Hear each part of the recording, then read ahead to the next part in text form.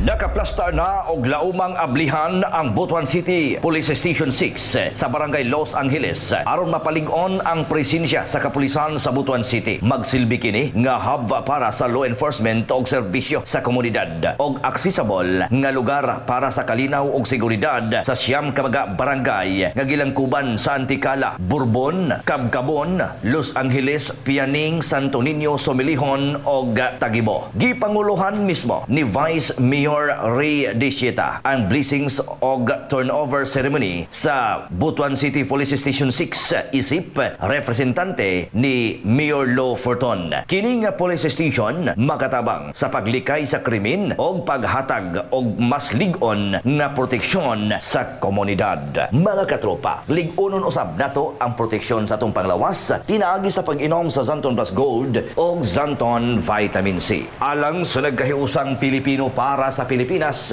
Junji Lebrias, ex-FM.